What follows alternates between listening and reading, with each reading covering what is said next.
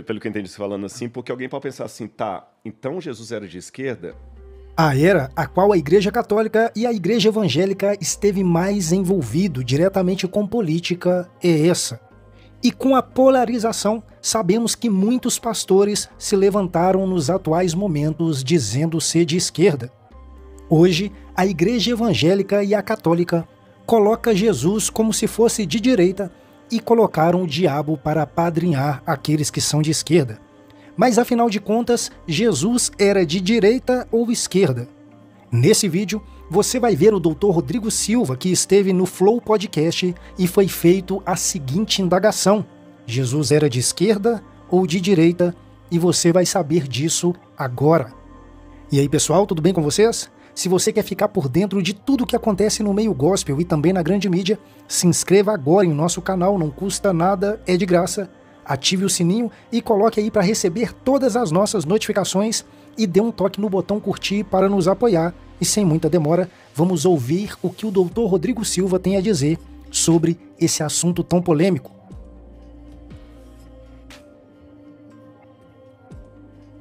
O Zé Guilherme mandou aqui, ó. Se Deus é amor, por que então que ele permite sofrimento? E por qual motivo os filhos maus irão para o inferno? Sendo que um pai amoroso jamais desejaria o inferno eterno de ranger de dente para o seu filho. A gente acabou de falar isso, Acabou de falar. E a pergunta dele está dentro de uma situação hoje, uma forma de amor que é uma maneira muito nossa. Você sabe que o romantismo, a partir do século XIX ali, final do século XVIII e XIX, criou o romantismo. E esse romantismo hoje, ele está muito aí, não um pai de amor. Sabe, são frases que são perigosas. Igual eu falei aquela lei, não, o Estado não pode intervir. Eu entendi o que você quis dizer. Mas isso levado a extremo, então o Estado também não pode intervir com o cara que quer dirigir o carro em alta velocidade, porque ele quer. O Estado não pode intervir em um monte de coisa, né? Se amanhã o seu filho começar a se cortar todo, você não pode intervir. Ou seja, um sujeito que queria suicidar e o corpo de bombeiros foi lá e impediu o suicídio dele, ele pode processar o cara porque impediu ele de fazer o que ele queria com o corpo dele, que era se jogar do prédio. É uma insanidade isso. Agora, com isso colocado, existe também uma outra frase tão perigosa hoje, levada a extremo, é claro, que é esse negócio: quem ama não julga, quem ama não condena. Isso é uma estupidez pós-moderna ou líquida, para citar o Bauman aí, de uma sociedade de jovens que foram criados sem limite, sabe? É proibido proibir e tudo mais. Não tô desrespeitando quem fez a pergunta, viu? Quero deixar bem claro. Estou apenas colocando o contexto de algumas frases que a gente fala, não percebendo o Sitzenleben, como fala em alemão, o contexto de vida que está por detrás daquilo ali. Quem ama, condena sim. Quem ama, pune. Pune. Ou você acha que aquela mãe que com dor no coração chamou a polícia para o próprio filho, quando ela descobriu que ele estava traficando drogas, ela falou, leva. Você acha que ela não amava? Sabe?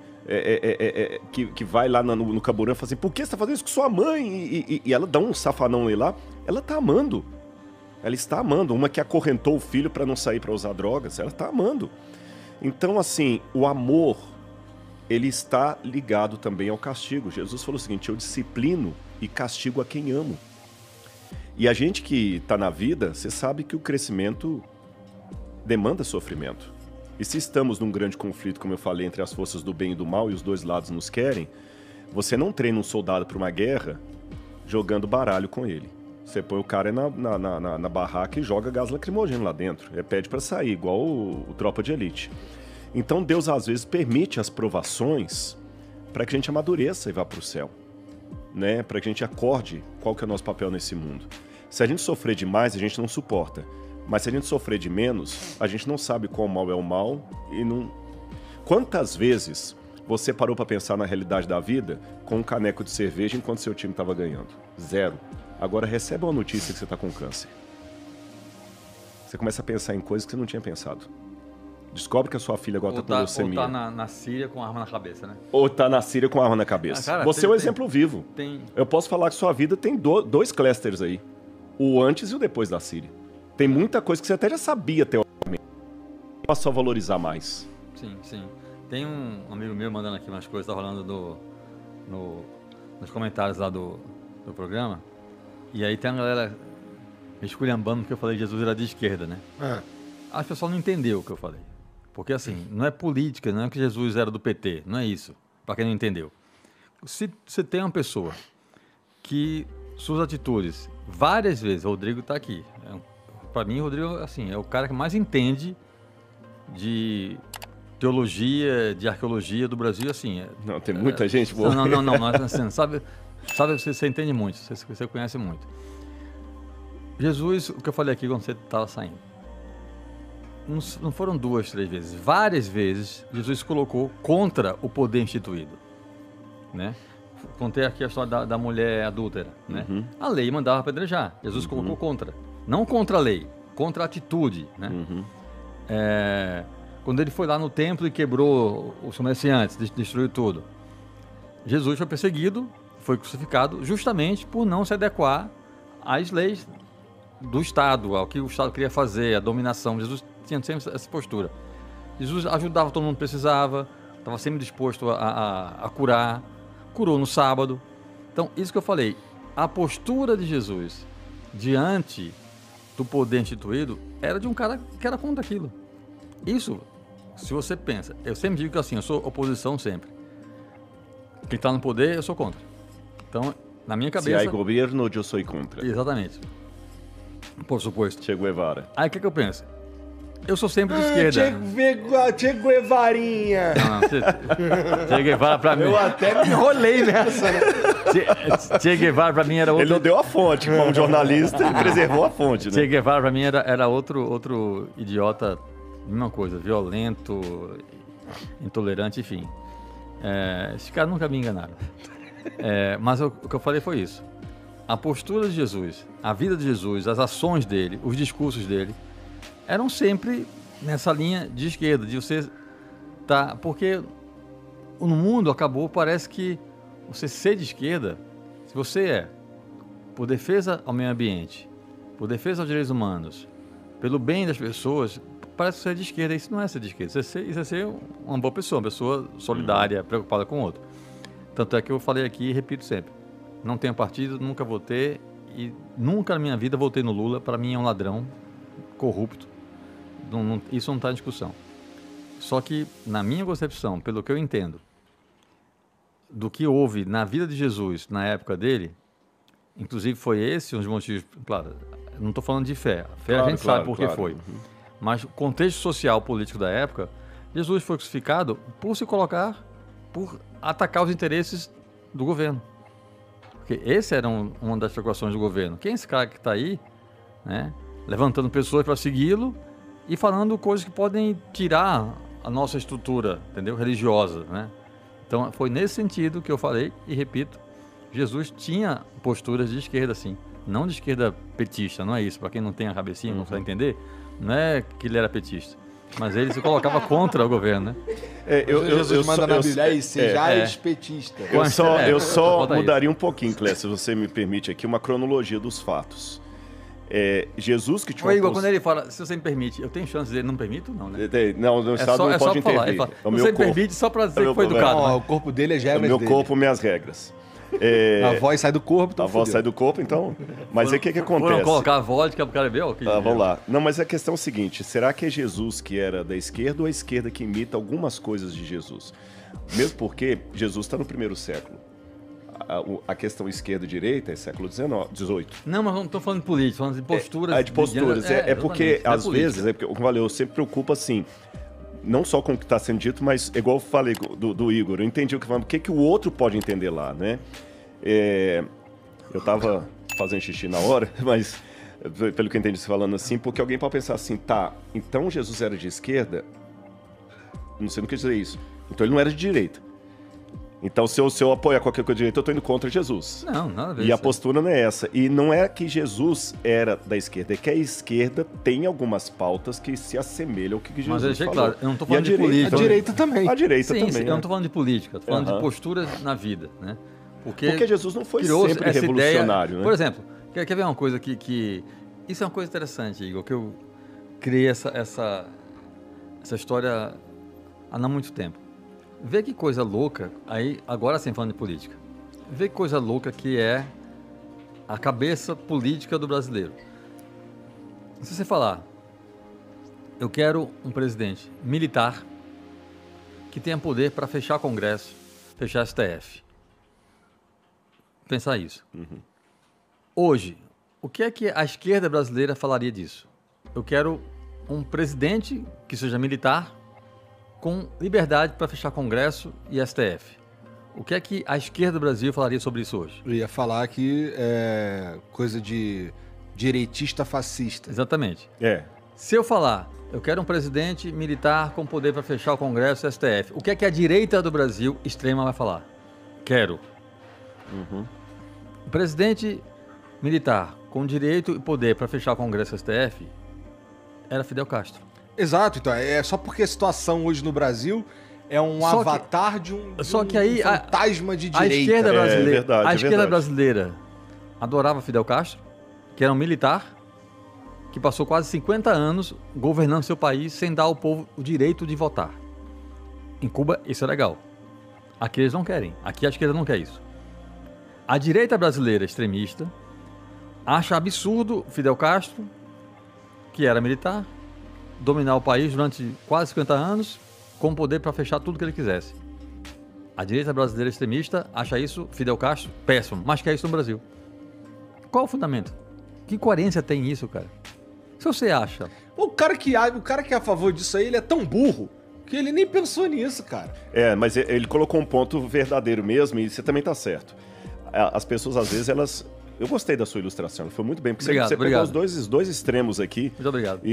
Não, mas é verdade, o elogio foi bem sincero. Eu sei. As pessoas agem Ele sabe mais pegar no teu pé, né? sem perceber o que elas estão fazendo. Elas vão pela onda, vão Sim. repetindo modismos. Muito. Por O isso tempo que, inteiro. com o risco de parecer um chato, quando eu pego uma frase e falo assim, peraí, mas vamos pensar do outro lado, peguei a sua frase aqui, Aham. é justamente pensando na ponta. Não é que a gente é mais erudito nem nada, mas pensando na ponta. Porque, por exemplo, vamos pegar o caso de Jesus que você falou. Eu concordo que em muitos momentos ele foi revolucionário, mas em outros Subversivo. momentos ele foi o menos revolucionário. Porque quando eu comparo Jesus com Bar Giora, o Barrabás era um líder revolucionário. Tanto é que Barrabás tinha dois capangas com ele ali, e eram 3 cruzes. Jesus ficou na cruz de Barrabás. E a palavra que é usada para Barrabás, ali no Evangelho de João, fala que ele era chefe aí tá, dos salteadores. Mas no grego está a palavra lestai. Aí quando você vai para o grego, lestai significa aquele que pratica violência política para adquirir os seus intentos. Rapaz... Era um líder sindical. Não, eu não usei a expressão, mas tô sim. brincando. Mas e a gente tem muitos revolucionários da época, e até por um lado, por isso que eu gostei da história do Fidel Castro, porque ela bate nos dois lados. Por um lado, Jesus não agradava aquela elite conservadora, chauvinista que estava lá, do Anás, Caifás, etc. Isso é verdade. Mas por outro lado também, Jesus não agradava os que queriam botar fogo no parquinho. Afinal, colocaram ele na cruz. Tanto é que quem pede é o próprio povo. Crucificam. E quando eles pedem crucificam, queremos Barrabás. Porque agora vamos pensar com a cabeça do povo da época. Pô, já tá de saco cheio dos romanos. Você tá entendendo? Os romanos, eles estão aqui, eles estão... Porque o pior do que ter um governo corrupto é ter um governo externo de outro país Puta merda. impondo regras aqui. Pior do que ter o governo, como você falou, sancionando coisas que você acha que a pessoa deveria ter o direito, é ter um governo estrangeiro falando que você não pode ter o flow aqui porque... Horrível. Muito pior. Você tá entendendo? Então eles estavam de saco cheio. Aí vem Jesus e fala, repita o sermão da montanha, se o teu inimigo te obrigar a dar 1 milha, anda 2. Tome a sua cruz e me siga. Isso era ridículo na época, né? Agora o que me chama a atenção é que lá no meu museu eu tenho uma moeda dos rebeldes. Uma moeda raríssima, que eles cunharam moedas para eles, para não usar a moeda de Roma. E eu tenho uma moeda do resultado dos rebeldes. Uma moeda que é chamada Iudeia Capta, que você tem, ou Jerusalém capturada, que você tem Jerusalém sentada de um lado, com a palmeira assim, e o templo sendo destruído pelos romanos no ano 70, por ordem do general Tito e Vespasiano, e o templo foi arrasado. Destruíram o templo, destruíram Jerusalém. E toda vez que eu vou para Jerusalém até hoje, e olho lá do alto do Monte das Oliveiras e vejo no lugar do templo um domo da rocha, eu me lembro qual é o resultado daquilo? As revoluções que fizeram contra Roma. Em contrapartida, o pacifista Jesus, que aparentava ser um sangue de barata, aqui, ele tem 2 discípulos aqui até hoje, 3, você está entendendo? Não sei, mas pelo menos admirar Jesus, eu sei que você admira, não sei até que ponto você fala, eu sou discípulo dele, é desconhecimento mesmo. Mas quem hoje segue Bar Kokhba, que é do ano 132 Acho depois que de ninguém, Cristo? né? Você nem sabe quem é, né? Não sei nem quem é. Foi um rebelde judeu. Aliás, falando em Palestina, a Palestina existe também por causa de Bar Kokhba. Bar Kokhba era outro revolucionário judeu que queria arrebentar com os romanos na base da espada, do pega pra capar, vamos dizer assim. E Bar Kokhba foi, Adriano, 132 a 135 depois de Cristo, acabou com a revolução de Bar Kokhba, expulsou os judeus do país, trouxe outros grupos para lá e falou: a partir de hoje, aqui vai se chamar Filistina, terra dos filisteus. E a palavra P e F em hebraico, e tanto como no árabe hoje, é a mesma letra. No hebraico, se você colocar um daga, tirar Filistina, Palestina. E ficou desde 132 até 1948, e continua hoje a questão dos... Você entendeu? Então olha o que a revolução na marra trouxe. A falta do templo, um monte de problemas, e o lado pacífico de Jesus trouxe pelo menos 1 bilhão e tantas pessoas que, bem ou mal, pelo menos dizem seguir o evangelho. Então é só pra gente pensar nisso aí. Agora eu quero saber a sua opinião. O que você acha da declaração do Dr. Rodrigo Silva no Flow Podcast? Deixe o seu comentário logo aí abaixo, que é muito importante. Se inscreva em nosso canal, ative o sininho para receber todas as nossas notificações, dê um toque no botão curtir para nos apoiar. E se você quer ficar por dentro de tudo que acontece no meio gospel e na grande mídia, continue aqui conosco e eu espero por você aqui no próximo vídeo.